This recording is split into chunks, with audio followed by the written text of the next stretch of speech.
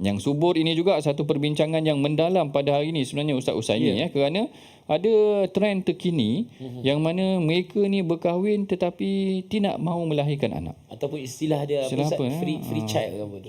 Child free ke free child macam tu maknanya. Tapi maksud dia matlamat dia kahwin tu Tak nak anak. tak nak seronok dua-dua je. Ya, dia nak apa? Tak nak komitmen. Tak mahu ada komitmen. Yang ini juga adalah satu perkara yang macam tidak digalakkan. Bahkan Rasulullah menggalakkan kita berkahwin dengan al-walud al-wadud, maknanya yang banyak melahirkan anak, dan juga al-wadud. Al-wadud ni adalah penyayang.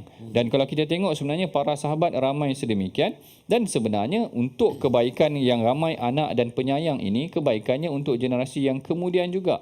Kerana yang akan mewarisi, yang membimbangkan dalam sesuatu kaum, kadang-kadang dia tengok generasi dia tak nak kahwin ataupun tak nak anak, jadi dia bimbang, dia akan makin susut keturunan ataupun perkembangan daripada kaumnya itu sendiri. Maknanya wanita tidak perlu risau kalau dia mempunyai ramai anak, kerana peluang-peluang yang lain sebenarnya Allah Ta'ala telah janjikan selain daripada rezeki anak dan juga tempatnya di dalam syurga itu nanti.